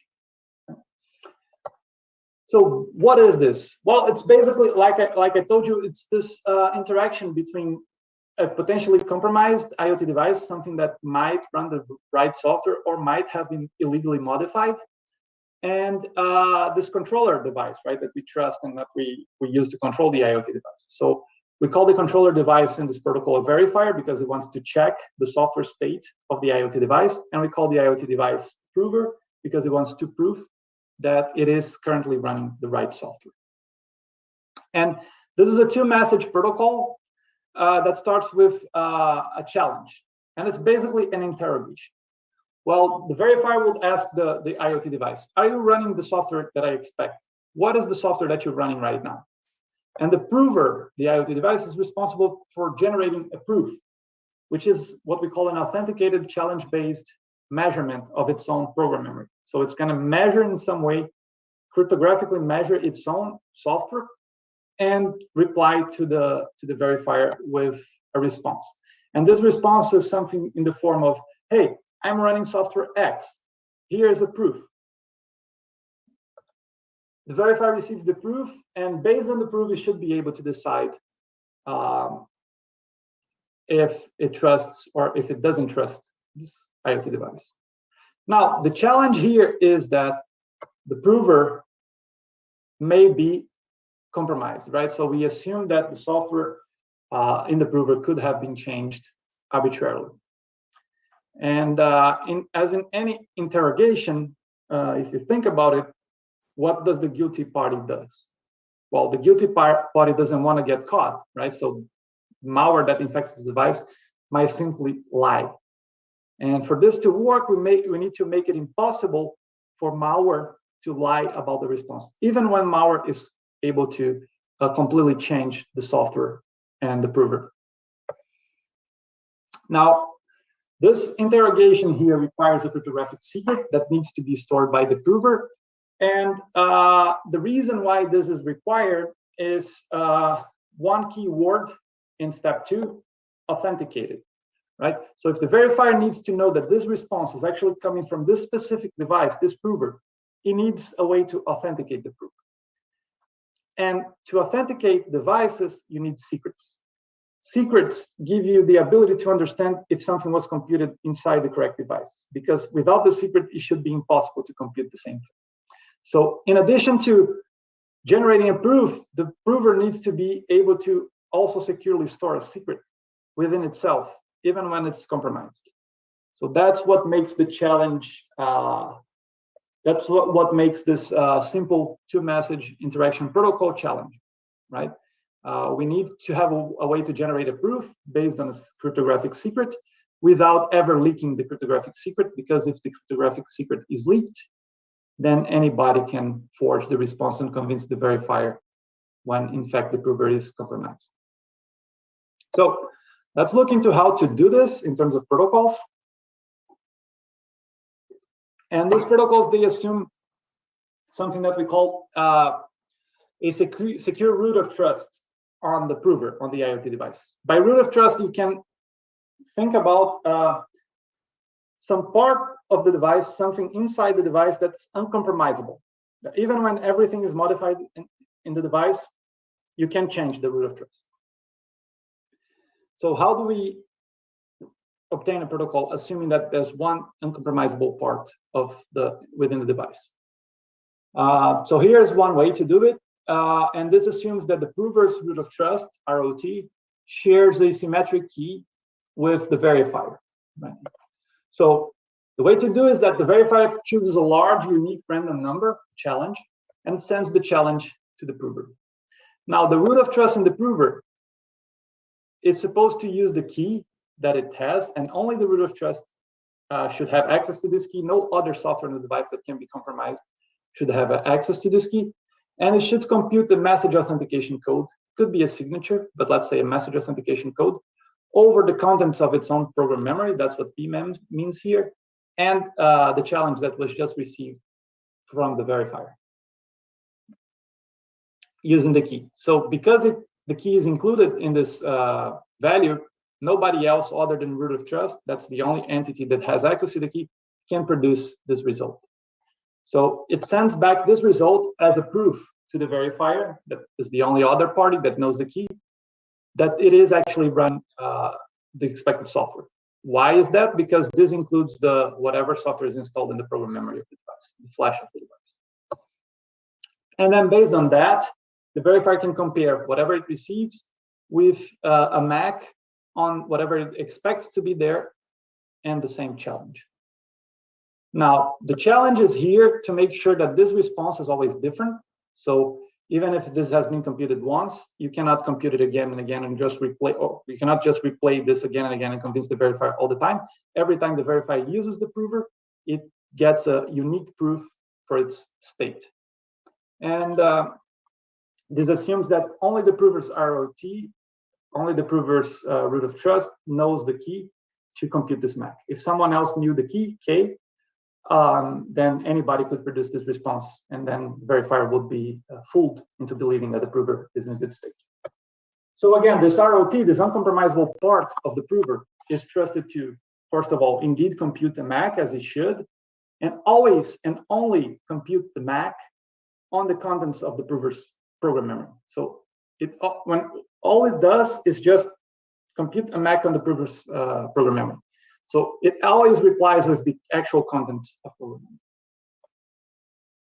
And this is important. It shouldn't be like some old version of program memory. It needs to be what's in there right now and not some other location, right? It needs to be actually what executes on the device. Because if you can just call this root of trust to compute the MAC on anything, then you can use it to just call this root of trust to compute the MAC on the expected software instead of the installed software. So you need to make sure that this root of trust behaves. And finally, it is trusted to never leak any information about the key. Again, because if the key is leaked, then what would happen is that anybody can forge this response, and then the response will not prove anything about the contents of the programs installed in the prover. And this, of course, has to be true even when all of the prover's software state has been fully compromised and modified. Now, if you're following me and I said everything has been compromised or modified, can be compromised or modified, everything that's software, to get this, to be able to do this securely, you need some kind of hardware support, right? And then there are two ways to actually achieve this kind of hardware support that enables you to do remote attestation, enables you to create this secure root of trust for remote attestation. One option is what we call hybrid remote attestation, and that's basically you take the architecture that we have and you make some modifications to the hardware, hopefully small modifications that are still cheap enough for to run on MCUs, on microcontroller units. And this is tricky, it's not easy, but it's possible. Now there's another approach that's actually easier, which is, well, instead of having the CPU and the software that can be compromised implementing the root of trust, what you do is that have a separate chip just for the root of trust, right? So there's one CPU and memory and something that implements the application, and a separate chip that does just the cryptographic operation. And that cannot be used for anything else, and it stores the key securely. This is actually how your computer does it. So your computer, or any other computer really, supports some kind of remote attestation in the form of something called a Trusted Platform Module, a TPM. And this is basically another computer inside your computer that's used just to compute cryptographic measurements of memory. Now this works and it's a good approach, but it's way too expensive for IoT devices. Any such TPM is 10 times more expensive than or even more expensive than 10 times more expensive than a microcontroller in an IoT device. And this is expensive not just in monetary cost, but also in energy consumption and size and other things that also matter.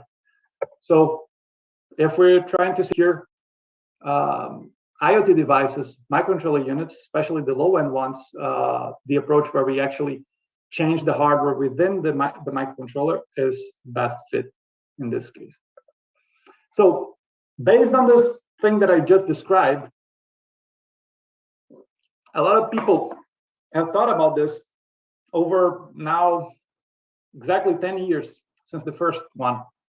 And they propose designs to change microcontroller architectures to support remote attestation, to support something that can measure the software on the device, even when the device is fully compromised, even when all software can be changed. And these are some references that look into this problem, right? And what I'm going to describe here is based on this. Just to mention, actually, there are actual implementations of these architectures that you can actually look at. They're open source. One of them is raised. This was done by us, including both me and your Professor Oak. So, if you have questions about this, you can always ask either one of us. But this is like trying to achieve this hybrid remote attestation. And it's actually an open source implementation of the hardware of the microcontroller unit that you can look at, use, play with, and so on. So let's look into how this is done. Basic idea with hybrid remote attestation is that to keep the cost low, you're not going to implement everything in hardware, like as I said in a TPM, right? So you basically implement the remote attestation process, the MAC, that you have to compute in memory, the cryptographic operation, in software, like any other software. But then you add a minimal amount of hardware that will monitor the software execution and make sure that it runs correctly. It will also make sure that the key, the cryptographic key, that is the root of the security of the remote attestation scheme, is stored securely, and no other software can ever access the key. So now the software, the remote attestation software, is able to compute on the secret without additional hardware, but no other software is able to learn the secret, even when the device is compromised. And this has been proposed in 2012 in a paper called SMART. And since then, there's different ways of doing this and different trade-offs about how to do this. that have been discussed in research since. So this process of hybrid remote attestation has been well studied, and it's actually boils down to two things. One of them is protecting the key protection, and the second one is safe execution of the attestation software. So now we're implementing the attestation in software. You need to make sure that the software runs correctly. And the bottom line is that, again, an authenticated measure requires a key. So if the key is stolen, the scheme is broken. It doesn't matter what else you do. If the key is stolen, anyone can forge the correct response. So if the device is potentially compromised, no compromisable software should be able to access the key. And finally, safe execution means that the key is not accidentally leaked when the correct software, the attestation software that measures memory, that maps the contents of program memory, accesses the key. And it also means that whenever this process of measuring memory, of computing a MAC over memory, is being performed, that it should be impossible for malware to hide from it, from the malicious software that is on the device, to hide from the attestation computation. And this boils down to another 6 properties, actually. So one of the most trivial ones is key access control. You need to make sure that no untrusted software is ever able to access the key. And a related property is key confidentiality, in which nothing about this key should be leaked before, during, or after the remote attestation computation. So untrusted software cannot access the key. The trusted software can access the key. The trusted software, as it accesses the keys and performs its computations, should not accidentally leak the key or leave it in memory once it's done. And then to do a safe execution, we need functional correctness, which is basically saying that we use a cryptographic MAC function, for example. So in order to enjoy the cryptographic properties of a MAC function, you need the MAC function to be implemented correctly by this architecture. So this means that whatever function is used to implement the measurement, the MAC, the signature of memory, should actually be implemented correctly. And then we have a related property of immutability, which means that, well, it doesn't matter if I have the right thing, the right implementation for the attestation function, if that can be changed when the device is compromised. So what you do is that instead of having this software in modifiable memory, you make sure that this is in protected memory that can never change, protected in hardware, so read-only memory, right? And then finally, you need to make sure that this functionally correct, immutable memory that can never change is actually always invoked properly. So it needs to run from the beginning to the end, and this is what controlled invocation means, and it cannot be interrupted, and this is what atomicity means. So this is just a summary of the things that I discussed. I mentioned that the software cannot be interrupted, and this is actually a non-trivial thing to reason about. Why is this the case? So let's see an example. Well, if you remove atomicity, you're subject to this attack. So think about, you have like your memory is the 6 blocks, and malware is in block 5. The other blocks are fine. But then when you measure memory, your attestation function can be interrupted, and other things can execute in between. So what if you start attesting your memory, you measure up to block 5, and now the attestation function is interrupted, and malware actually copies itself to a previously measured block 2, and then the attestation function resumes to block 5, block 6. Well, if you're following me, this results in a malware-free state, when in fact, what happened is that malware simply copied itself around in memory to avoid detection, right? And this is a well-known type of malware called roving malware. Now, the other thing that I mentioned that doesn't have to do with just having the key being protected and not just with having the right code implementing the attestation function and making sure that this code cannot change, is controlled invocation. And this is because, well, I have some function, and controlled invocation means you have to start from the beginning and run the attestation function completely until the end. So why do you require this? Well, if you have some function that has a certain behavior, the behavior is only guaranteed to be the same if you run the function from the beginning to end. Actually, if you're able to run small chunks of this function that have access to the key, well, you can implement any behavior. So one way to think about this, and this is a well-known thing called code reuse attack, one way to think about this is like you have some text, right? And the text has a meaning. If you read it beginning to end, it has some meaning, like someone's trying to tell you something. And this is what instructions in a computer do, right? But if you take small subchunks of text in any order you want, you can actually use them to write whatever message you want that was not actually a part of the original text that you read. And this is one other name for this is return-oriented programming. As you can see in the image, is basically executing subchunks of code in any order that you want. And if you do that, you can write whatever you want. Instructions in memory are just text. And basically, if you're able to do that with the attestation function, you can set it to have any behavior you want. So that's why you need it to run from the beginning to end to make sure that it actually computes a MAC over memory. So the last thing I'm going to tell you about is actually how to get to those properties with a hybrid design. And then I'll conclude the talk. So this is based on one of those papers that I mentioned that I showed you, and as a raised paper. It's verified hybrid remote attestation architecture. So this is how it works. On the left side, you have raised architecture as a whole. And there's a lot of things going on here, but if you bear with me for a second, you realize there's not a lot, this is not a lot different from what we had before. This is the CPU core, this MSP430 core in the picture. We have a memory backbone like before in the architecture. We have flash, which is our program memory, stores instructions, and we have RAM that stores data, intermediate computation results. Right? This is the main unmodified MCU. What we add in this architecture is this block of ROM, read-only memory in the top, and this auxiliary hardware module in the bottom left that monitors a few CPU signals and controls a reset signal that stops the MCU immediately if it detects some violation.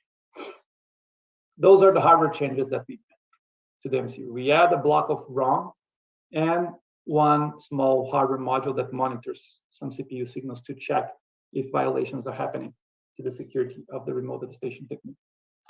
So what are the signals that this hardware module monitors? Well, it monitors some useful signals that tell you what the CPU is doing at a given time. For example, it monitors the program counter, the PC, that tells you which instruction is currently executing.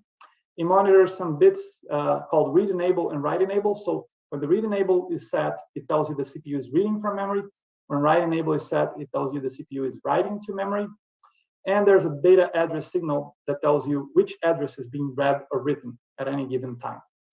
There are some similar signals for DMA, direct memory access, which is a hardware piece that can change memory in parallel with the CPU. So you also need to check it to make sure that nothing bad is happening. But in a nutshell, what RAISE architecture does is that it stores a formally verified, and formally verified means just an implementation that's mathematically proven to adhere to its specifications. So a formally verified software implementation of a MAC, an HMAC function that's used to measure the contents of flash. And this is formally verified, so it has functional correctness, and it's stored in ROM, read-only memory. So read-only memory, whenever the device is manufactured, after manufacture time can never be modified. So even if this device is compromised, and you can change it at will, you can change flash, you can change ROM, RAM, it cannot change ROM.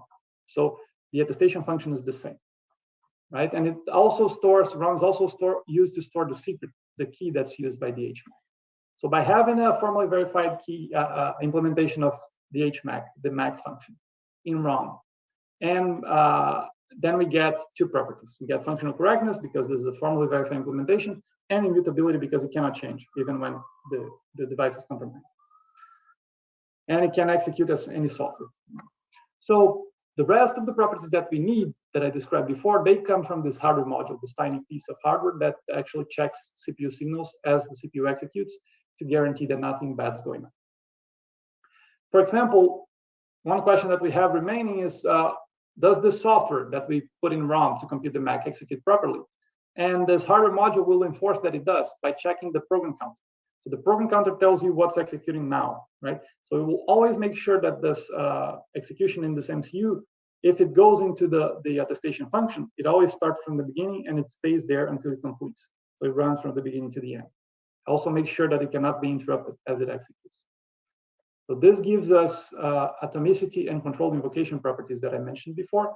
Now what remains is the key protection, right? So the other things that this hardware module does is that, like I told you, it monitors the reads and writes to memory, what's being read or written at a given time. And based on that, it prevents any untrusted software, anything that's outside the ROM, from reading the key directly. So this gives key access control. And it also makes sure that whenever this ROM software executes and whenever the attestation software executes, it allocates data to a specific part of RAM that's not readable to any other software on the device. So this gives the two remaining properties, key access control and confidentiality. So this is the high level how this works. Of course, if you're interested to know the details, you should. I don't expect you to get all of it from a talk like this, but if you're interested to know more, you should take a look at the paper or talk to Professor Oak, since he knows this better than anyone. And there's a final piece of this that I don't discuss here, which is, well, you manufacture this, you have this in hardware working, and assume that this works. And well, did you get this right? I mean, you're manufacturing the device, you're adding hardware, you better be right about what you're doing, right? Because if you have it wrong, then maybe the key can be leaked and this is trash. So one other aspect of this is the formal specification and verification. So mathematically proving that these properties hold. Well, first of all, mathematically stating what each of these properties mean, and then actually proving that this implementation is actually correct. And then this is a big part of the research that goes into making this possible. Again, I'm not gonna discuss it in details, but you can access the paper if you're interested. This is just the general pipeline. So I mentioned there's like some software components. So for example, the HMAC is implemented in software. The function that measures program memory is in software. And then you have a bunch of hardware properties that that are implemented by the hardware monitor that is a part of RAISD. And basically you formulate mathematically each of the sub-properties that you need from hardware and software, and then you prove that together, when applied to the microcontroller unit, they imply some notion of secure remote attestation. Again, for details, you can check the RAISD paper. To conclude, I just want to mention what I said in the beginning. Well, there's a lot of things that goes into getting this one right, to making sure that you can prove that your device is actually running the expected software at any given time.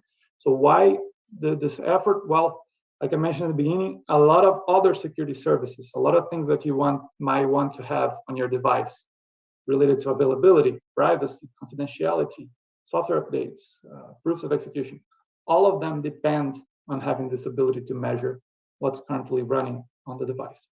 That's why I pay a lot of attention to this problem of remote attestation in trying to secure IoT devices. So with that, I'll conclude, and if there are any questions, I'm happy to answer them. And thank you for your time and for having me one more time.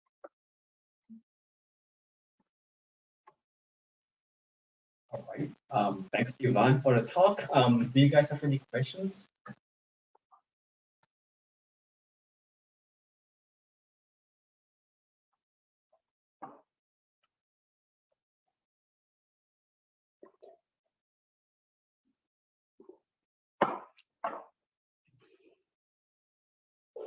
Okay.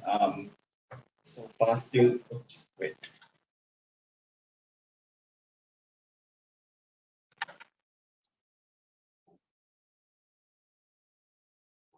Okay, yeah. I don't know if you see the chat. There's one question. Yeah, okay. So the question is, what influences us to use this, to choose this device? It's not really a device choice. It's more of a class of devices. We choose to implement this on the low-end devices. Why is that? Well, there are a couple of reasons. First of all, a lot of the things that we rely on are the low-end devices, and they lack security mechanisms, right? So this is the class of devices that had things missing on them, the class of devices that we didn't know just how to secure it before. And research is like that, right? Research is building knowledge. So we look for things that we don't know how to do, and we do them, and then we can teach people how to do them, and that's research. And we can go from there. So one reason is because the low-end IoT devices, the low-end microcontroller units lack any type of security mechanisms that are affordable enough for them. And this is one way to get them secure that is affordable enough. Now, the second question is, why do you go for the super low-end devices? Well, it's if you can build something that's cheap enough to secure a low-end device, to secure something that costs 50 cents. Now, if you want to use that to secure something that costs $10, it is also cheap enough, right? So if you do something that works for the very resource constraints, for the most constraints you can have in terms of budget, that is also applicable to something more expensive. The reverse is not true, right? So if you do an expensive solution that works for something that costs $100, but then you need to make it work for something that costs 50 cents, then it doesn't necessarily work. I'm giving examples with money or monetary price, but this is even more of a real concern for energy, right? So if you have an implantable device, you cannot use a processor like the one you find in your phone, because you're gonna put an implant microcontroller inside the body of someone, and it's gonna run out of battery in less than a day. So how do you work with that? This kind of devices, they can last 10 years on battery only, and they're small and simple. So it's often the case that you need those devices for safety critical applications, depending on the application. I hope, does that answer the question?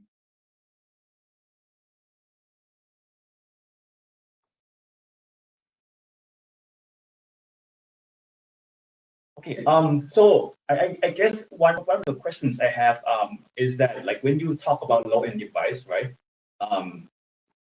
So it's not something about Raspberry Pi, right? Is that too high or too low? Like, what kind of things that you are imagining, right? Yes.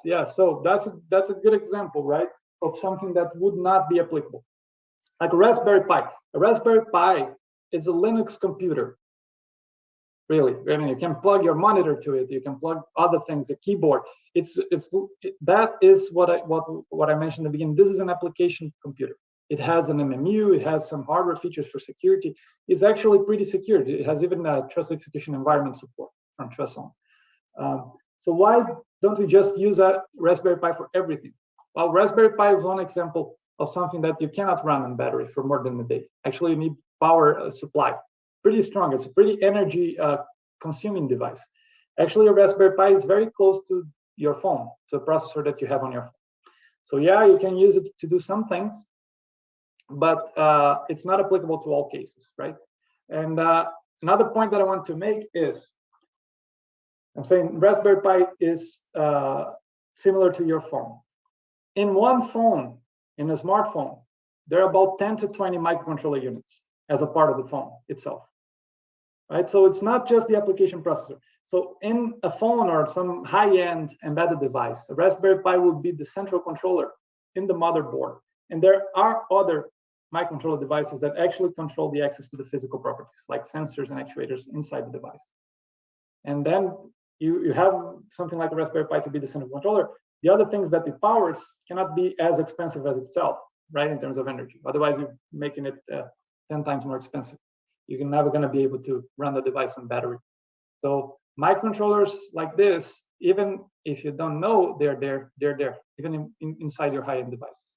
Every high-end computing device, including high-end IoT devices or phones, are in fact a computer network.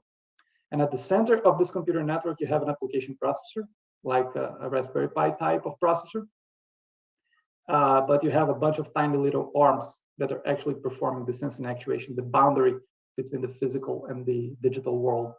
So that's why, I mean, if you don't secure those guys, the conclusions that your Raspberry Pi processor will make can be erroneous if these guys are compromised.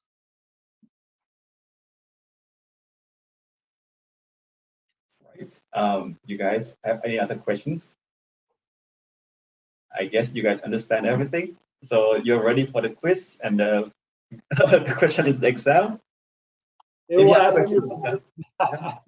But do you want to give an honor to actually kind of come up with the questions? Oh, the for quiz. Yeah. No. We'll talk later. Just kidding. Yeah, I'm giving a quiz about actually today about this my IoT security class. So you can borrow mine. Okay. Good. Yeah. So I'll just take that. So I don't have to do anything. I'll make it easy. All right. No other questions? Last chance. About this talk about the IoT security, or about maybe going back to the first part of the talk, right, about the opportunities in the US.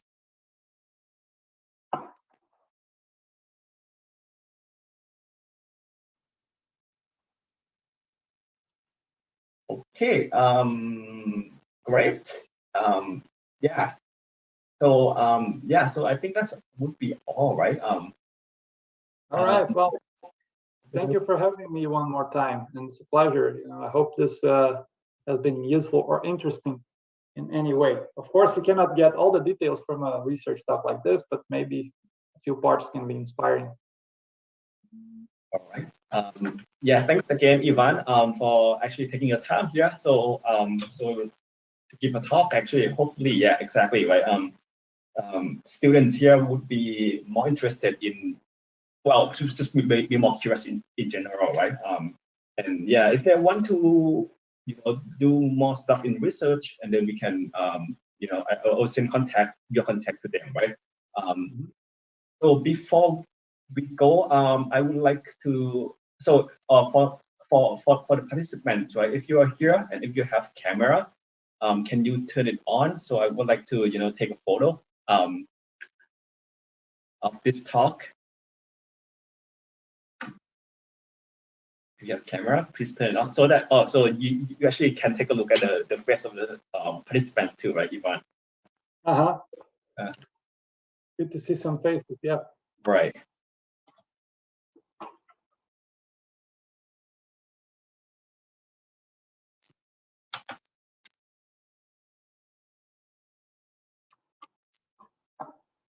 So are you guys having all remote currently, or are you having on-campus lectures too?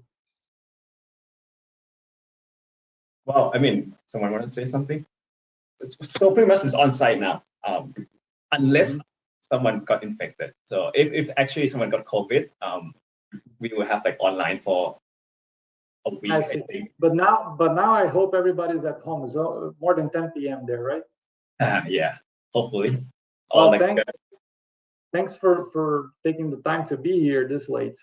Appreciate it. Okay. Okay. All right. I just took a screenshot, and so that's all. Okay. Oops, actually, there's one more person. Hold on. Let me take one more screenshot.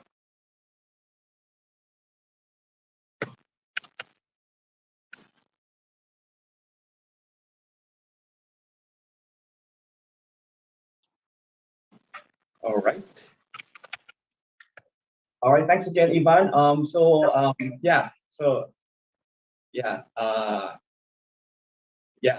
guess you have something else to do today, right? Just starting the day. And for us, I think most of us will go to bed, except some of you who might, go outside partying or something. Yeah. Well, thanks for having me one more time. Okay, I gotta go. Actually, I have to give a quiz. Okay, good. After you give a quiz, send the quiz question to me, and then I'll give a quiz too.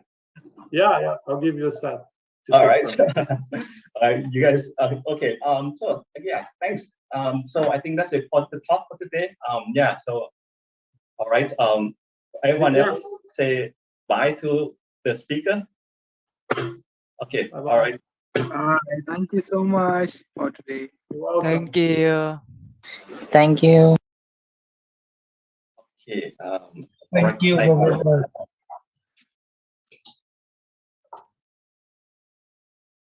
Record.